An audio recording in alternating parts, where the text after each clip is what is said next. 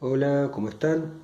Eh, con este, con este tema, el de óptica, vamos a estar terminando eh, con la parte de física y en este video vamos a ver primero la parte más general y de esa nos vamos a ir a dos cuestiones, una que es la reflexión y la otra que es la refracción. Ahora las vamos a ver en forma genérica. Yo escribí un poco como para ya arrancar con algo escrito y no hacerlo tan denso.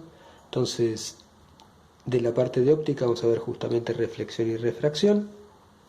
Para esto tenemos que hablar de la luz visible, que la luz visible no es otra cosa que solamente una pequeña parte del campo electromagnético que puede ser vista por el ojo humano. O sea, dentro de todo el campo electromagnético, el ojo humano es sensible solamente a una cierta frecuencia, un rango de frecuencias o de longitudes de onda, que sería justamente la luz visible.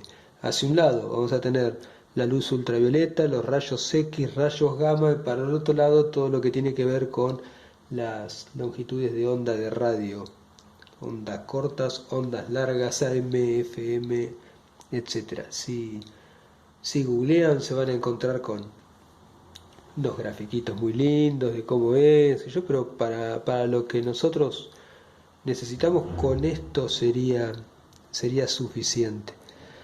Ahora, recién hablamos de la sensibilidad, que el ojo humano es sensible a un pequeño rango de ese campo electromagnético y esa sensibilidad no es exactamente igual desde que empieza hasta que termina.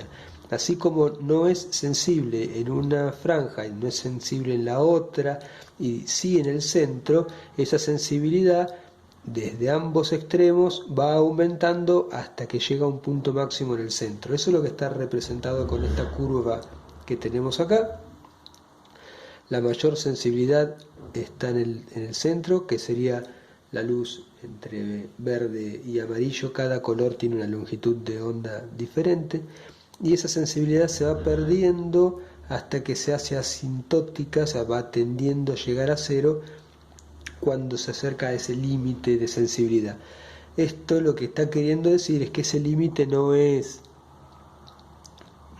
fijo, no es una barrera que hasta acá veo y después ya no veo, sino que esa sensibilidad se va perdiendo muy de a poco, muy gradual, y depende de la agudeza de cada uno es hasta dónde es capaz de llegar a ver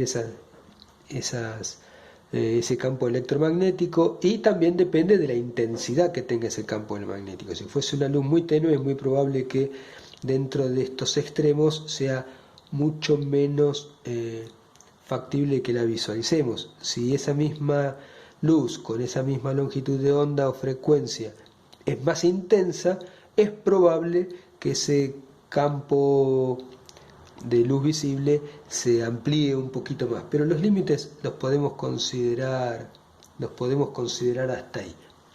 Eh, y hablamos de reflexión y refracción porque, y ahora sí nos vamos a poner a dibujar un poco, la reflexión y la refracción se producen siempre que tenemos una superficie que separa a dos medios distintos. Supongamos que tenemos aire y agua. Si tenemos un rayo que incide sobre esa superficie, ese es el rayo incidente.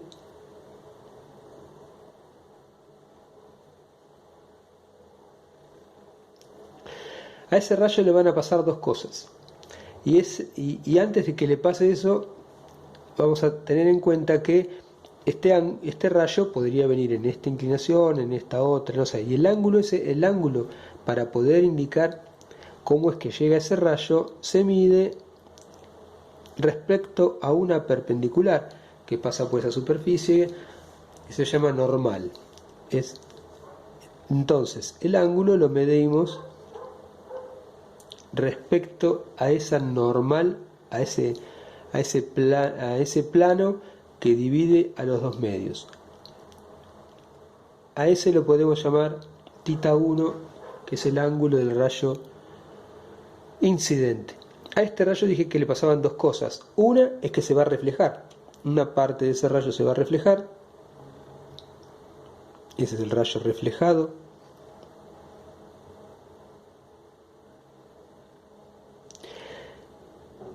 Y otra parte se va a refractar. Va a entrar en el otro líquido, en el otro medio. Va a entrar. Y fíjense que yo lo estoy haciendo distinto, se va a quebrar. Después vamos a ver de qué depende cómo ese quiebre. Este es el rayo refractado.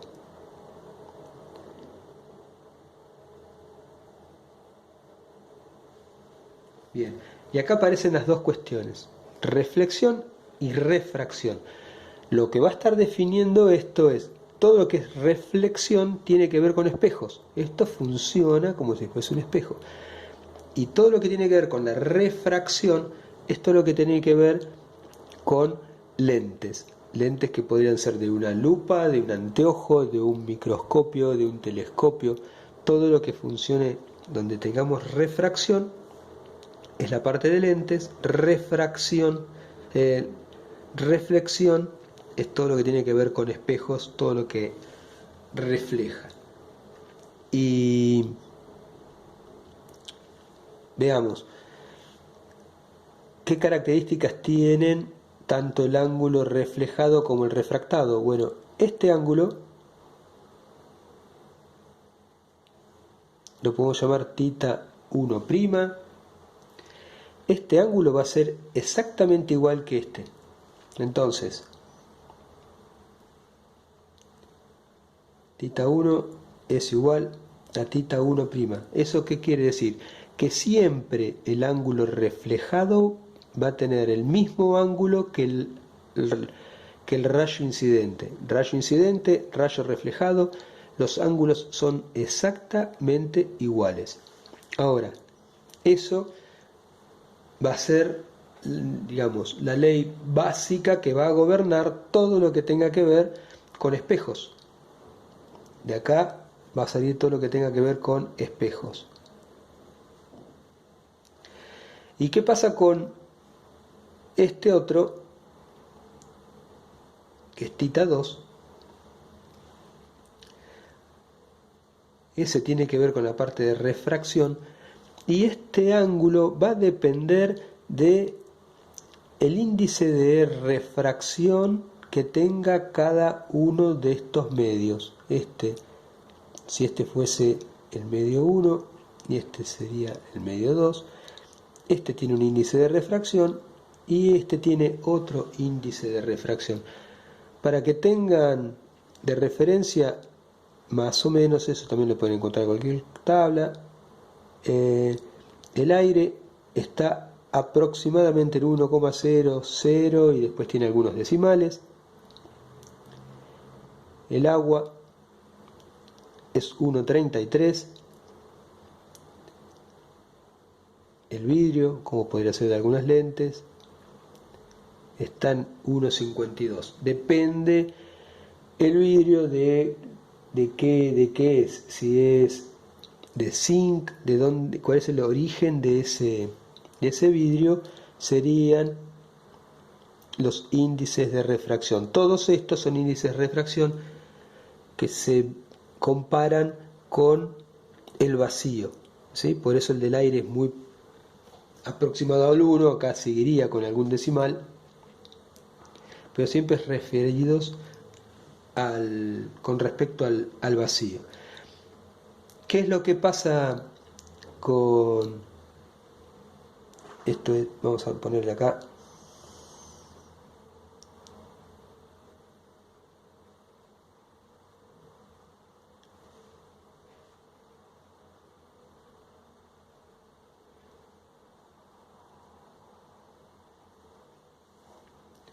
Reflexión, el ángulo es igual. En refracción tenemos lo siguiente. seno de tita 1 por n1, seno de tita 2 por n2. El seno es solamente de este ángulo, ¿sí? Multiplicado después por n2. Quiere decir, por lo que vimos en funciones trigonométricas, el valor del seno va aumentando a medida que nos acercamos a 90 grados, ¿sí? Si este es respecto a la normal, si este es 0, 90 grados sería acá, va aumentando el ángulo de 0 a 90 y la función seno también va aumentando de 0 a 90, acuérdense, o si no agarran la calculadora, pongan cuánto vale el seno de 0, les va a dar 0, ponen el seno de 90, les va a dar 1.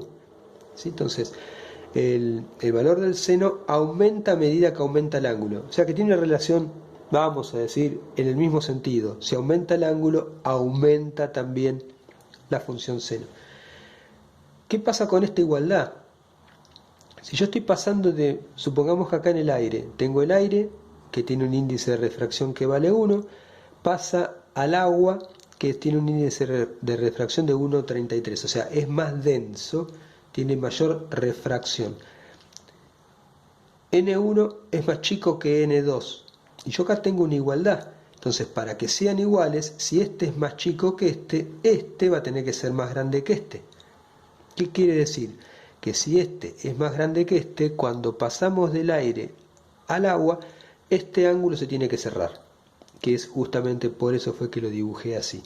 Ahora, si hubiese sido al revés, el rayo venía del agua y se iba al aire, pasa justamente al revés, está pasando de uno más denso o de mayor refracción a uno menos denso.